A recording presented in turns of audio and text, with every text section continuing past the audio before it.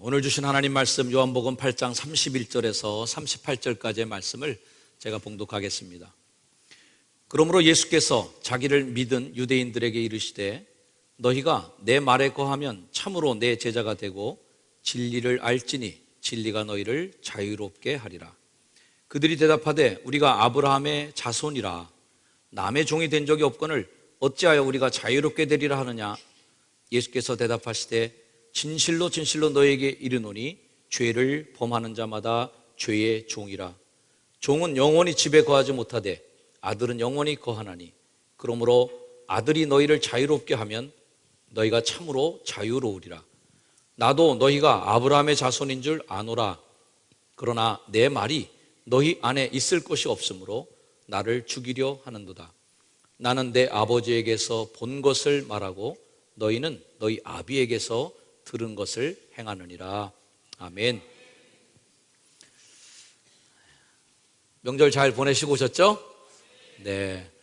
추석 때만큼 행복한 명절도 없는 것 같습니다. 먹을 것도 풍성하고 모든 것이 넉넉한, 또 계절도 참 날씨도 좋았어요. 행복한 여정을 다 보내고 오신 줄 믿습니다. 아직도 돌아오지 않는 분들도 있으신 것 같아요. 중간중간에 빈자리가 많이 있는데요. 돌아오는 우리 교회 가족들에게도 안전하게 가족과 교회 품으로 돌아오기를 바랍니다.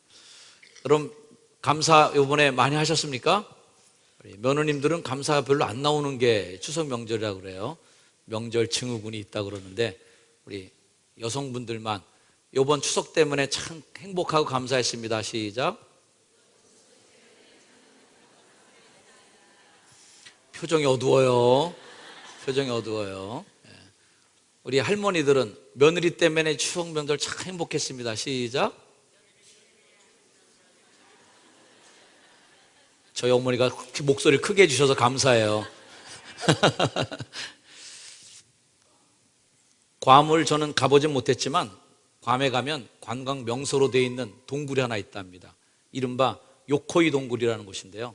요코이 쇼이치라는 사람이 태평양 전쟁 때 괌에 적진에 이제 거기서 전쟁을 치르게 되는데, 전쟁이 끝났는데도 불구하고 전쟁이 끝난 줄 모르고 괌에 있는 동굴에서 28년 동안 숨어 살다가 1972년에 발견이 되었었어요. 그러니까 완전히 로빈슨 크루소죠. 그러다 완전히 유인원처럼 정말 자급자족 모든 것을 혼자 살았던 사람. 그 28년의 시간 중에서 20년은 동료랑 같이 살았는데요. 발견되기 8년 전에 동료가 죽는 걸 통해 죽어서 나머지 8년 동안은 혼자 살았답니다. 그러니까 인생 전체 젊은 날의 모든 시간들을 동굴에서 포로로 잡히면 어떡하나, 잡혀가면 어떡하나, 전쟁의 공포 이런 것들을 느끼면서 시간을 다 보내고 나왔는데 전쟁이 끝난 줄을 모르고 살은 것이죠.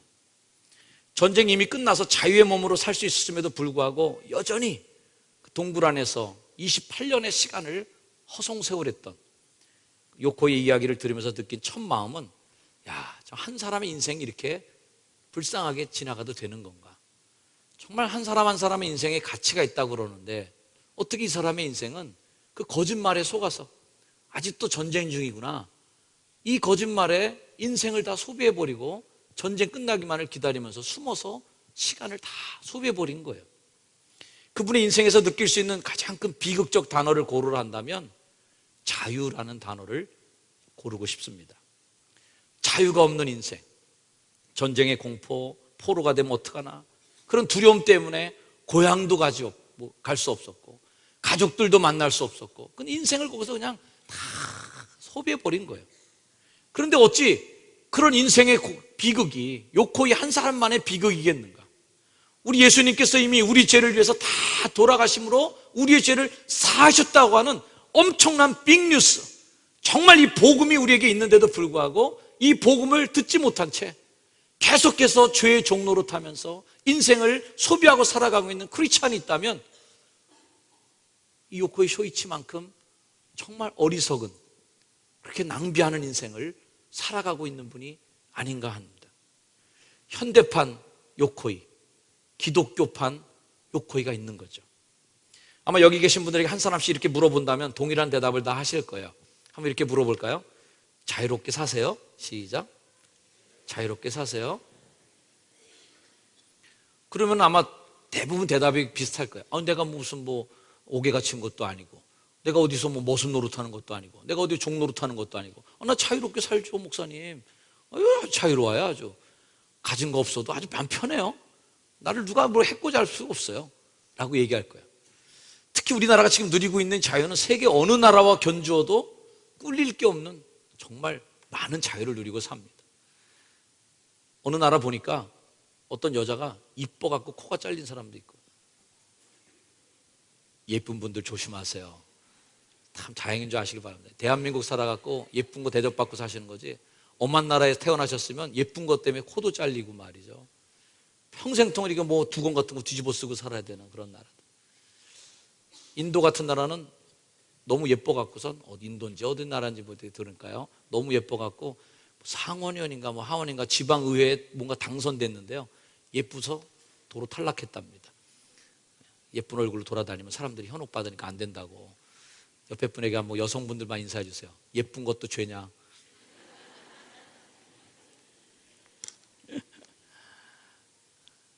여러분 중에 그런 분 있을 거예요. 목사님, 그런 게 죄라면 저는 이 자리에서 죄인이 되겠습니다. 한 번 더 물어보면 조금 질문의 답이 달라질 수 있으리라 생각합니다. 다시 한 번 물어보세요. 정말 자유로우세요? 시작. 정말 자를 붙이면 살짝 고민이 될 질문이에요. 정말 자유로운가? 명절날 어디 멋대로도 못 가고, 시집에 가선 2박 3일 동안 전만 부쳐대고 설거지만 들여하다가 오신 우리 며느리 되신 분은 나한테 무슨 자유가 있단 말인가? 명절날 놀러 갈 수도 없어. 내 마음대로 시간도 못 써. 난 자유가 없어. 결혼하고 나서 애들 등살에 남편 모시느라고 나 혼자 여행도 못 해봤어. 나한테 목사님 자유가 없어요. 이런 분이 있을 거야. 남성분들은 또 할 말이 있겠죠. 내게 무슨 자유가 있습니까, 목사님? 매일 평생 직장에 매여갖고 한 번도 내가 내 마음대로 내가 못 해본 거 없고 말이죠. 애들, 가족, 이 뒷바라지 하느라고 내가 하고 싶은 거 마음껏 한번 해본 적도 없이 평생 살았습니다, 제가. 자유가 없어요, 저는. 제 몸이 제 몸이 아닙니다. 이런 분도 있으리라 생각합니다. 정말 자유로우세요? 라고 한다면 내가 갖고 있는 자유는 도대체 어디 있을까? 목사는 자유로울까요? 아닙니다. 저도 성도들이 항상 목사님의 집은 유리집으로 들여다보는 것처럼 보시잖아요. 옷 하나, 헤어스타일도. 저는 때로는 이렇게 막 밤만 머리 갖고 휘날리면서 말이죠, 브릿지 팍팍팍 집어넣고, 그다음에 탁 찢어진 청바지에다가 징 박힌 장화 신고 할리 데이비슨을 타고 달리고 싶은 것이 제 속에 있는 이 남성의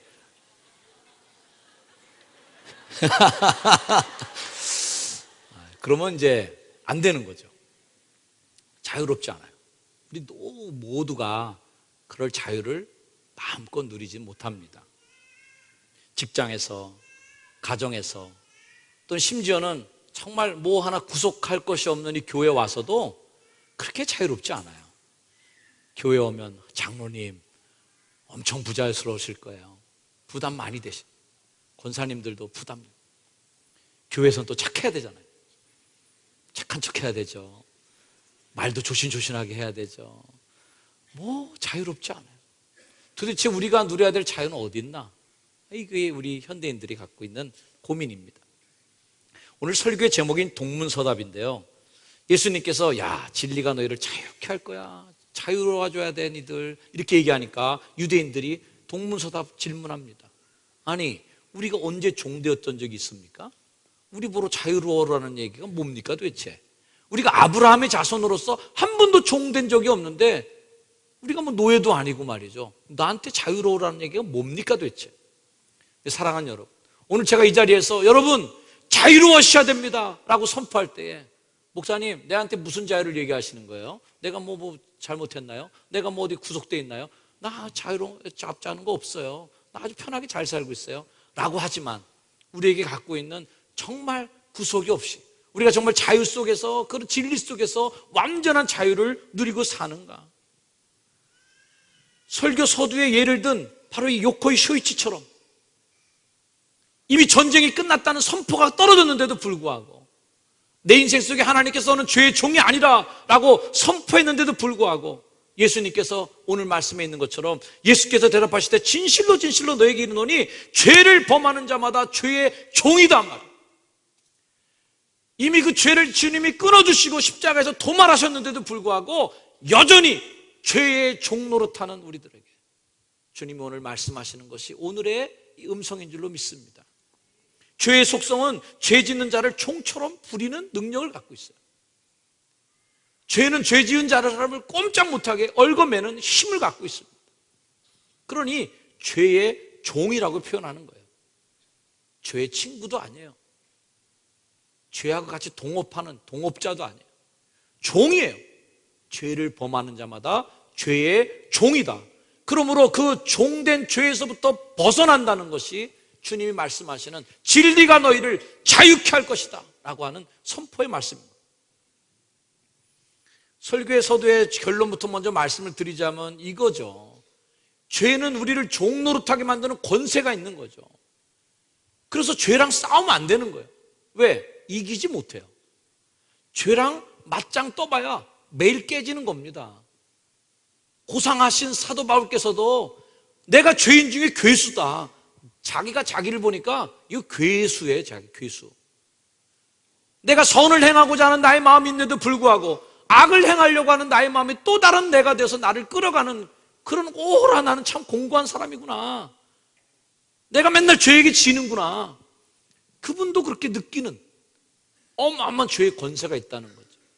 그러면 죄랑 싸울 게 아니라 결론부터 말씀드린 이거죠. 죄랑 자꾸 싸워봐야 죄랑 친해지게 되고요, 죄에 굴복하는 거예요. 어떻게 해야 되느냐? 진리를 사랑하는 거예요. 어둠을 자꾸 물리치려고 어둠이 있지 말고 빛을 향해 서는 겁니다. 그러면 어둠은 자동으로 없어지는 거예요. 거짓을 깨트리려고 계속 거짓과 싸우면요, 자기가 거짓 속에 묻혀버려요. 거짓화 돼버려요. 그러지 말고 진짜가 되는 거죠. 제가 언제도 말씀드렸던 우리나라의 그 세계에서 최고 가는 위패 감별사가 있다. 달러화를 딱 손으로 툭 만져갖고 수백 장 중에 달러 중에 쫙 펼쳐서 만져만 보고 위패를 딱딱 골라낸다. 기계에서도 통과한 위패를 손으로 골라낸답니다. 근데 이 사람이 진짜와 가짜 위패를 감별하는 능력은 어디서 나오느냐 하면 진짜 돈을 손에 거의 매일 붙이고 산다는 거예요. 매일 진짜 돈을 만지고 살면 뚜루룩 만지다가 느낌이 딱 다른 게 오면 그게 위패인 거예요. 위패를 골라내려고 하루 종일 위패만 연구하고, 위패의 재질은 어떨까? 위패는 빳빳할까? 부드러울까? 위패의 인쇄 상태는 어떠지? 매일 위패만 연구하고 있으면요, 위패만 손에 붙이고 있으면 위패를 오히려 골라낼 수 없다는 거예요. 진짜 돈만 만지면서 훈련을 거듭하면 그 손에 위패가 딱 걸려들면 바로 알아챌 수 있다는 거예요. 같은 원리예요. 진리 안에 거하면 죄의 종 노릇한에서 벗어나는데 계속 죄랑 싸우는 분이 있어요. 그러면 절대 죄에서 벗어날 수가 없습니다. 진리가 자유케 해야 되는 거죠. 아멘. 진리를 아는 거. 예수님께서 말씀하셨어요. 내가 길이야, 내가 진리야, 내가 생명이야. 그래서 나로 말미암지 않으면 아버지께로 갈 수가 없어 라고 얘기합니다. 주님은 길이에요. 그 많은 길 중에서 하나 선택해서 대충 가는 길이 아닌 거죠. 오직 그 길에 들어서야만 목적지 가는 그 길, 뭐로 가도 서울만 가는 길은 절대 신앙 속에는 없습니다. 뭐로 가면 그냥 끝나는 거예요. 뭐로 가면 지옥으로 가는 겁니다. 그 길만 가야 돼요. 주님이 또 진리라는 거예요. 그 진리는 많은 진리 중에서 대충 골라내서 솎아내는 게 아닌 거죠. 나에게는 선택할 진리가 아니에요. 양보할 수도 없고 타협할 수도 없는 딱 하나밖에 없기 때문에 그게 진리예요. 또 주님은 생명이라는 거예요. 성경은 뭐예요? 죄의 값은 사망이다. 죄는 사망이라고 성경이 딱 단정합니다. 그렇게 사망이라고 하는 죄를 때문에 예수님의 보혈도 필요하고 십자가도 필요하고 주님이 십자가에서 돌아가시고 완전히 죽으시고 부활하심이 그게 필요한 거예요. 그런데 그 주님이 주시는 생명, 죄의 값은 사망이라서 우리가 다 죄의 종로로 됐기 때문에 죽을 수밖에 없는데 살려내는 힘, 그게 주님밖에 없다는 거예요. 오직 보혈의 능력, 하나의 진리, 그 진리에 도달하는 유일한 길. 그래서 그 길은 협착하고 좁습니다. 그래서 때로는 나로 말미암지 않고는 그 말이 많은 비크리스천들에게는 독선적인 말이고 폭력적인 말로 들려요. 진리로 인도하는 길이 하나밖에 없다는 우리의 믿음이 교회 밖의 사람들에게는 상당히 배타적이고 뭔가 편협하고 독선적으로 들리거나 보일 때가 많이 있습니다. 오직 예수, 이 구원은 우리에게 양보할 수 없는 진리지만 상대적 진리로 가득 찬 이 포스트 모던 시대를 살아가는 현대인들에게는 이해가 잘 안 되는 거예요. 여러분, 요즘에는요, 이 절대적인 게 별로 없습니다.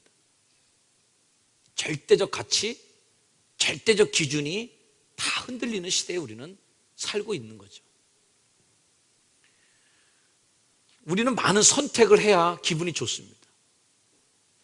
식당에 가도 뭐 하나 음식도 대중소가 있어야지 손님이 선택할 수 있는데 어떤 집에 갔더니 대중소가 없어요. 딱 하나래. 부대찌개 딱. 근데 부대찌개가 이만한 거예요. 혼자 가도 이만한 거 먹어야 되고. 그러면은 그 식당에 다시 가겠습니까? 혼자 가면 1인분, 2인분, 3인분 따로 팔든지 대중소로 팔든지. 어떤 식당은 메뉴가 좋아갖고 대중소 하면 소자 시키는 사람 기분 나쁘잖아요. 그래서 맨 밑에 게 대야. 대, 특대, 왕특대, 그 다음에 초왕특대. 최소한 가장 싸구려 먹는 사람이 시킬 때는 목소리가 크게 대짜 주세요! 크게 얘기할 수 있도록. 소자 달라고 할 때 소로 주세요, 소로 이렇게. 기분 좋게 선택의 옵션을 주는 겁니다. 하나밖에 선택하지 못할 때 우리가 그 식당 다시 가겠어요? 기분 나쁜 거예요. 요즘에 식당에도 더 많은 옵션을 제공해 줍니다. 음식도 덜 매운 거, 조금 매운 거, 완전 매운 거, 진짜 완전히 매운 거 골라서 선택할 수 있게 해줘요. 손님이 선택할 수 있도록 맞춰서 하라는 거예요. 저도 포용적이고 관용적일 수 있는 곳에는 최대한 관용하고 조화를 이루고 싶은 사람 중에 한 사람입니다. 가능하면 좀 이해해 주자. 가능하면 본질이 손상되지 않으면 좀 품어주자. 이런 입장에 훨씬 더 많이 가깝게 있는 사람입니다. 그러나 진리를 갖고 있을 때는 굉장히 고독한 거예요. 왜? 그건 선택이 아니기 때문에 그렇죠. 그러므로 진리를 갖고 있는 크리스찬이라면 고독을 경험해 봐야 돼요. 참은 하나이기 때문에 타협이 안 되는 거예요. 진리는 자주라는 말도 쓰면 안 돼요. 진리는 계속해서 편협해야 되는 거죠. 진리인데 이 길 가도 되고 저 길 가도 되고 아무 길이나 골라가세요. 이거는 진리가 아닌 거예요. 딱 한 길밖에 없어요. 그 길은 좁아요. 선택한 사람이 없다는 거예요. 그럼 넓은 길은 얼마나 관용적인지 열로 넘어져도 저로 비틀대도 그거 다 갈 수 있어요. 근데 좁은 길은 비틀거리는 건 떨어져 버리는 거예요. 조금만 좌로나 우로나 치우치면 바로 탈선이에요. 진리를 갖고 있는 사람은 고지식해 보일 거예요. 융통성이 없어. 앞뒤가 막혔어. 라고 이야기를 들을 때가 있을 겁니다.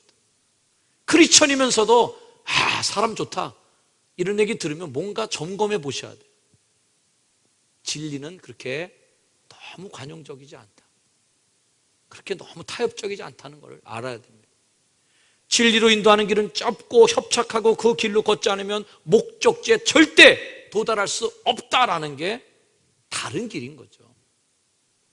부산에 가는 사람이 영동선을 달리고 있다면 빨리 그 차를 세워야 된다. 그리고 그 길을 돌이켜 와야 된다는 거예요. 영동선을 타고 가면서 계속 해운대를 그리고 있어요. 해운대 가면 얼마나 좋을까? 광안리에 가면 얼마나 멋있을까? 광안대교를 보면 야경 멋있다 그러는데 그러면서 길은 계속해서 영동 고속도로를 달리고 있어요. 결국 그 사람은 도착한 곳이 경포대일 거예요. 절대 해운대를 볼 수 없어요. 우리 인생의 길이 다 갔을 때 우리 마음속에는 교회를 다니면서 꿈을 꿔요. 영생이 있겠지? 하나님께서 천국에서 맞아주시겠지? 하나님께서 눈물을 씻어주시고 우리를 잘했다 칭찬하시고 맞아주시겠지? 그러면서 머릿속에서는 계속 천국을 그리면서 갑니다. 그러면서 핸들을 계속 세속으로 돌리고 계속 세상 속으로 돌리고 독선을 가고 불순종으로 돌리고 그러면서 지멋대로 핸들을 다 꺾고 다니면서 머릿속에는 계속 천국 가겠지, 천국 가겠지. 그러나 도착하고 난 길은 어디예요? 주님이 길을 선택할 때에 진리는 하나예요. 진리는 하나이기 때문에 선택은 딱 두 개밖에 없습니다. 그거 진리를 믿을 거냐 아닐 거냐 둘 중에 하나밖에 없어요. 다른 거 없습니까? 없어. 딱 두 개예요. 그렇기 때문에 그 선택의 결과도 딱 두 개예요. 나와 함께 영원한 천국으로 들어가자와 영원한 불못으로 들어가라. 천국과 지옥 딱 두 개밖에 없어요. 슬피 울며 이를 갈아봐야 영동선 타고 갔기 때문에 경포대에서 울고 있어야 소용없다. 절대 해운대 갈 수가 없는 인생. 우리의 길을 어떻게 걷고 있느냐는 거죠. 이 자리에서 예배하는 분들 가운데도 정말 믿음의 자유를 누리지 못하는 분들도 있으리라고 생각합니다. 부자연스러움. 크리스찬인 것이 부자연스러운 분이 있어요. 적절한 비유가 될 수 있을지 모르겠지만요. 고등학교 때 제가 이제 안양에서 서울로 통학하는데 제가 명주고등학교 나왔거든요. 명주고등학교가 남가자동에 있습니다. 남가자동은요, 제가 안양에서 버스를 타면 103번을 타고 이대에서 내려서 이화여대까지 와서 이화여대에서 540번 갈아타고 다시 남가자동까지 가야 돼요. 고3 때 통학거리 시간만 하루에 3시간이 넘었어요. 그러니까 공부가 되겠습니까? 저를 안타깝게 여겨준 친구들이 야, 연수 저러다가 대학도 못 가겠다 싶어서 이제 애들이 자기 집에다가 이제 저를 많이 재워줬습니다. 그래서 어느 친구 집에 가서 한 달, 어느 친구 집에 가서 한 달. 제가 이렇게 참 불쌍하게 이렇게 공부를 했습니다, 제가. 근데 제 친구 중에 어떤 친구가 있었는데 그 친구는 모자는 다 구겨져 갖고요. 아주 그냥 너덜너덜하고 이 바지도 밑단이 다 뜯어져 갖고 너덜너덜해요. 그다음 가방은 그냥 한 번도 이걸 빨지도 않은 가방, 깨끗한 거 그냥 맨날 이렇게 끼고 돌아다니고 건들건들하고. 야, 쟤 참 옷 좀 참 저를 깨끗하게 못 입는다, 자식이. 그렇게 생각했던 집 애가 자기네 집에 가서 이제 한 달간 자기랑 같이 공부하자는 거예요. 그래서 그 집에 갔는데 정말 제가 깜짝 놀랐습니다. 그 집은요, 삼겹살을 저한테 태워줘요. 바짝 태워갖고 말라 비틀어진 삼겹살을 주는데 맛이 너무 좋아. 물어보니까 그게 베이컨이래. 제가 난생 처음 태어나갖고 베이컨이라는 걸 먹어봤습니다. 무슨 놈이 고기를 이렇게 바짝 튀겨주나 말이야. 너무 맛있어요.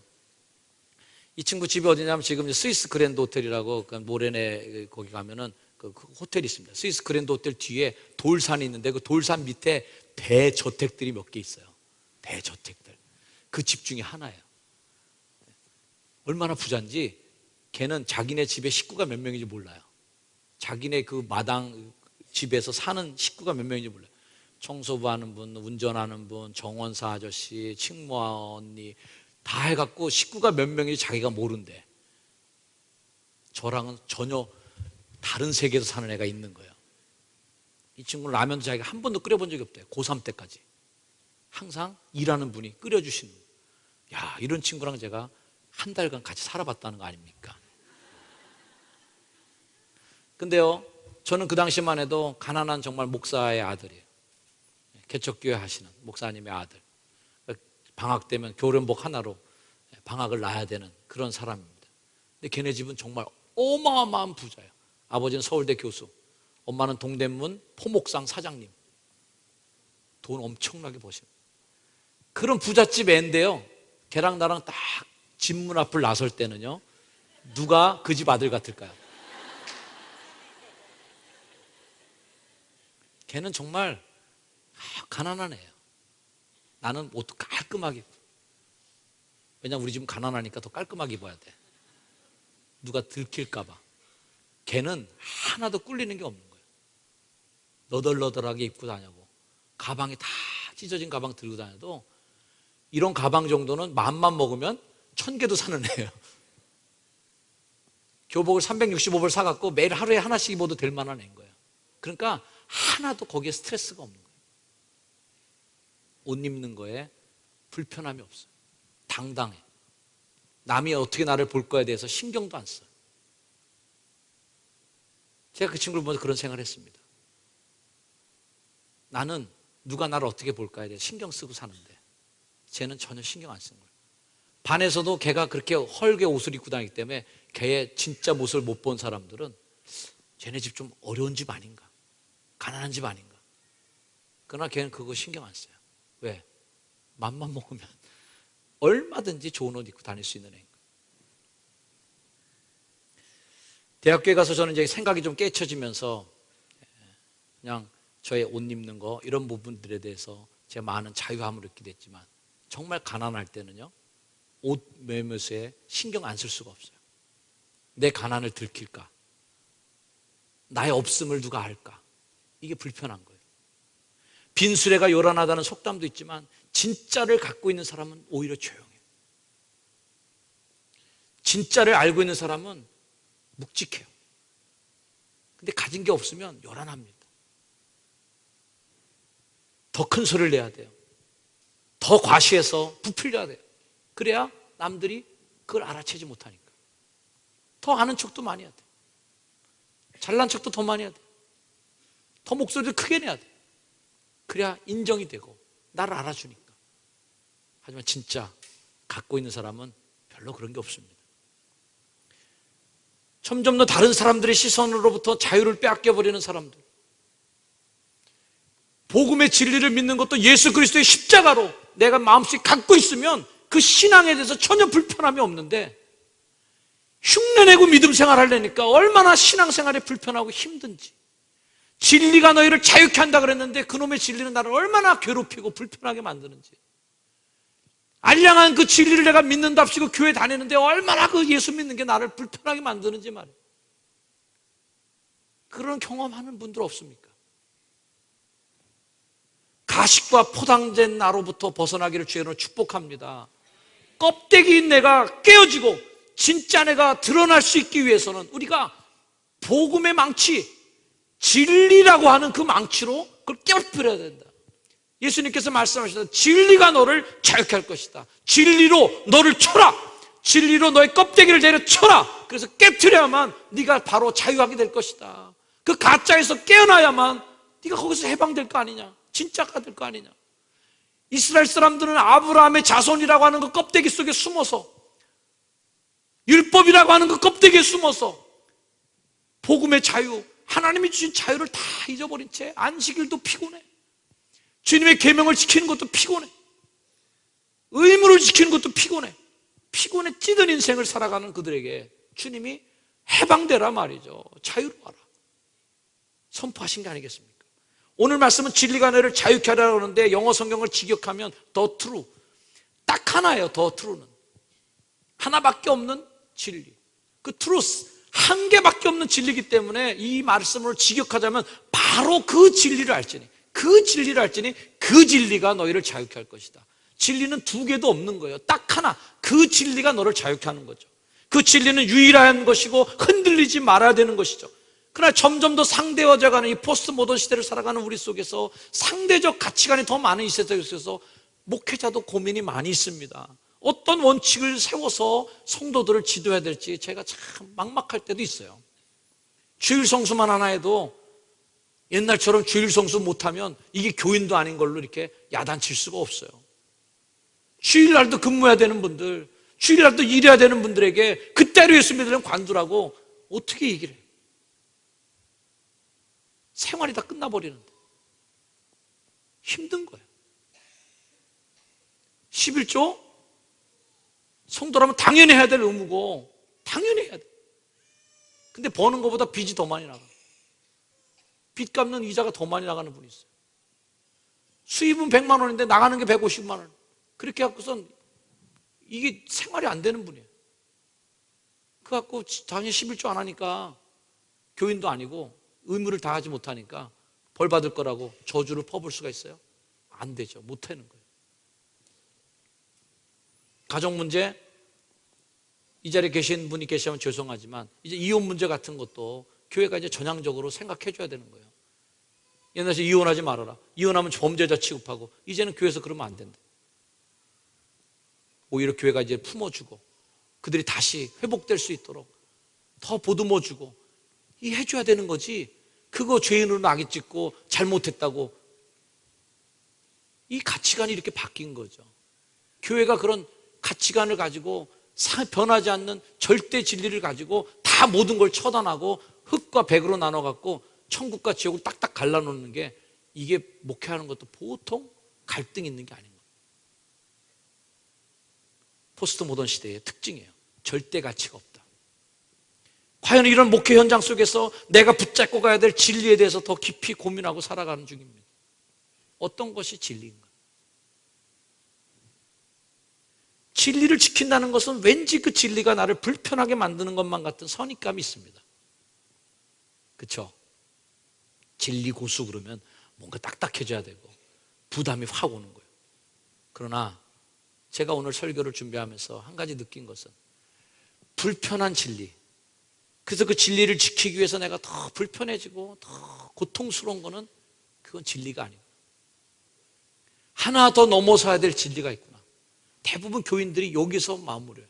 그것만 해도 좋은 교인이에요. 왜? 진리를 지키려고 막 절제해야 되고 막 쥐어짜야 되고 뭔가 자기를 막 윽박지르고 말이야 꽉 찌들게 만드는, 그렇게 노력하는 성도만 봐도 아우, 저분 참 믿음 생활 열심히 하려고 그러는구나, 아무 생각 없이 사는 분보다는 훨씬 좋은 분이에요. 그러나 거기서 머물면 예수 믿는다는 것이 여러분의 짐입니다. 주님이 말씀하신 진리가 너를 자유케 할 거야, 이 말이 그분에게는 해당이 안 되는 말이에요. 불쌍한 거예요. 제가 꿈꾸는 경지가 하나 있어요. 나 이렇게 되면 참 좋겠다. 성경에서 말하는 어떤 경지가 있는데, 나 정말 거기까지만 가면 나 정말 믿음에서 내가 너무 행복할 거야 라는 그 믿음의 경지가 있어요. 시편 131편의 말씀이에요. 같이 한번 읽어주시겠습니까? 시작. 여호와여, 내 마음이 교만하지 아니하고 내 눈이 오만하지 아니하오며 내가 큰 일과 감당하지 못할 놀라운 일을 하려고 힘쓰지 아니하나이다. 실로 내가 내 영혼으로 고요하고 평온하게 하기를 젖된 아이가 그의 어머니 품에 있음 같게 하였나니 내 영혼이 젖된 아이와 같도다. 이스라엘아, 지금부터 영원까지 여호와를 바랄지어다. 아멘. 내 영혼으로 고요하고 평온하게 하기를 젖된 아이가 어머니의 품에 있음 같게 하였도다. 저는 이것이 참 우리 인간이 신앙생활하면서 맛볼 수 있는 최고의 경지라고 생각합니다. 흔히 우리가 무의자연이라는 말을 들은 적이 있으실 거예요. 무의자연. 그것은 뭐로 인위적, 무의라는 말이 뭐예요? 인위적인 말과 반대되는 말이에요. 인위적인 말은 뭡니까? 뭔가 인간이 조작하고 꾸미고 뭔가 힘을 가해서 의도적으로 뭔가 만들어가는 거예요. 그런 인위적인 것이 아니라 무의자연은 뭐예요? 그런 걸 다 빼버리고 가만히 놔둬도 무의자연, 자연 속에 들어있는 모든 걸 편안하고 질서가 다 맞아지는 것처럼, 어떤 노력도 어떤 거기 인위적인 개입함이 없어도 완벽한 상태가 돼 있는 그런 도교에서 말하는, 노자가 말하는 완벽한 인간의 경지예요. 무의자연. 하늘의 원리에 순응하고 하늘의 진리의 강에 나를 맡겨서 그 강물이 흘러가는 대로 나를 쫙 맡겨놔도 그 강물이 나를 주님의 나라로 인도해가는 그런 편안한 삶, 그것이 믿는 사람의 저는 완벽한 경지가 아닌가 생각을 합니다. 저는 아직도 그 진리의 강에서 발버둥 치고 있는 중에 있습니다. 아직도 그 파도를 이겨내려고 막 힘을 써요. 그리고 젖된 아이가 엄마의 품에 있는 거가 아니라 아직도 성취와, 그리고 뭔가 더 자신을 채찍질하고 내 자신과 싸워 이겨야 될 것들이 많은 전투적인 삶을 살아가고 있지 않나, 저에게도 한번 반문을 해봤습니다. 그런 의미에서 오늘 설교는 저에게 큰 도전적인 설교 말씀이었어요. 엄마 품에 푹 안기는 그런 경지에 도달할 때까지 더 성숙해져야 되겠다는 생각도 제가 가졌습니다. 사랑하는 여러분, 제가 그렇게 싸우면서 가는 길이 있는데 아직 그 경지에 대간 도달하지 못했어도 제가 하나 믿는 거 하나 있어요. 그건 뭐냐면, 제가 지금 그렇게 투덕투덕거리면서 뭔가 발버둥 치면서 가는 저의 그 길이 언젠가는 그 길 끝에서 진리를 만나게 될 것이다. 그 믿음 하나는 제가 갖고 살아가고 있습니다. 그 길도 불확실하다면 정말 저는 힘을 들어 못 살겠죠. 그러나 제가 가고 있는 그 길 끝에 주님이 나오실 거, 주님이 그 길 끝에서 나를 기다리실 거라는 확신 속에 저는 그 길을 걷고 있어요. 그러면서 궁금했습니다. 그 길 끝에는 뭐가 있을까? 과연 그 길 끝에서 만난 하나님 뭐길래 자유함이 있을까? 그 길 끝에서 만난 하나님은 사랑 그 자체이기 때문에 자유가 있는 것이라 저는 믿습니다. 따라합시다. 하나님은 사랑이시라. 하나님이 우리를 사랑하시는 사랑을 우리가 알고 믿었노니 하나님은 사랑이시라. 사랑 안에 거하는 자는 하나님 안에 거하고 하나님도 그의 안에 거하시느니라. 아까 제가 말한 대로 젖된 아이가 엄마의 품 안에 있는 것 같이 그 안에라는 말이 뭐예요? 사랑 안에, 하나님 안에 거하게 되는 거죠. 그 온전한 사랑 속에 제가 들어가는 날 저는 완전한 자유를 누릴 거예요. 여러분, 사랑하는 사람끼리는 굉장한 자유함이 있습니다. 내 소유에 대해서도 자유함이 있어요. 그것 좀 줘. 사랑하지 않는 사람이 물건 하나 달라 그러면 뭐야 진짜 기분이 착 상해요. 사랑하는 사이끼리는 줘도 지워요. 오히려 안 받는 게 신경질나. 주면 기분이 좋아요. 그러니까 물질과 이런 것에도 자유함이 있어요. 감정에도 자유함이 있어요. 저 사람이 어떻게 생각할까? 불편해갖고 말이죠. 맨날 신경 거슬리고 다 서로 경쟁하면서 이렇게 하면 기 죽는데 이렇게 하면 기 사는데 그래서 이런 게 아니라 사랑 속에 거하는 그 사랑 안에 거하면 감정에서도 자유로워. 오해로서도 자유로워. 사랑 안에 거할 때에 거기 자유가 있는 거예요.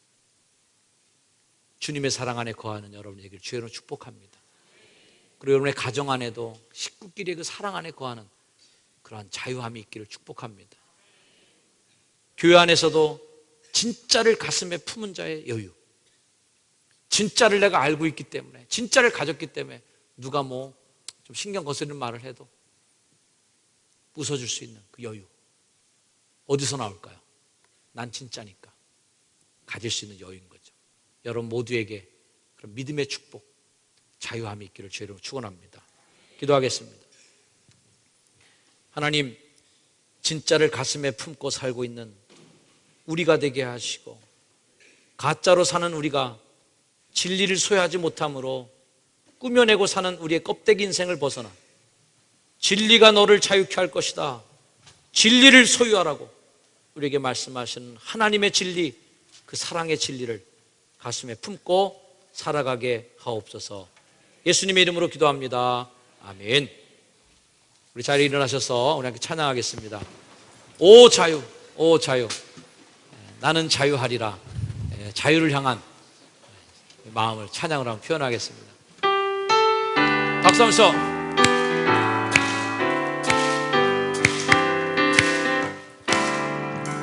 오 자유, 오 자유, 나는 자유하리라. 비록 얽매였으나 나는 이제 돌아가리. 자유 주시는 내 주님께.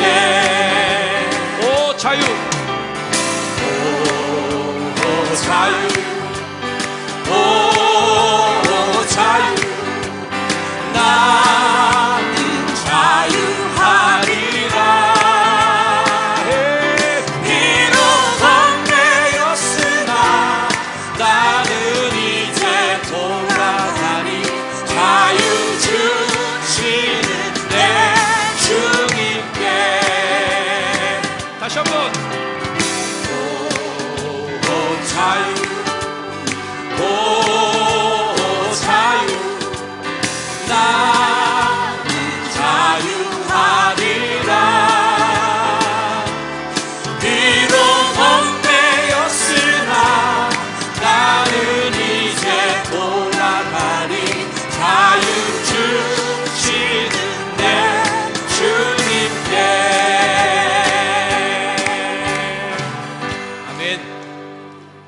이 시간 잠깐 짧지만 하나님 앞에 이렇게 소망을 아뢰고 돌아가시길 바랍니다. 하나님, 저 정말 자유하게 살고 싶습니다.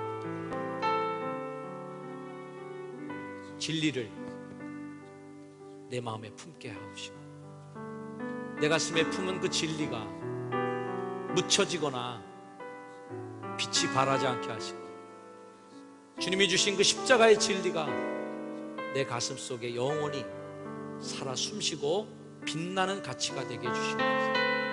우리 그런 믿음의 마음을 가지고 함께 잠깐 하나님 앞에 소망을 아뢰고 돌아가겠습니다. 기도하겠습니다.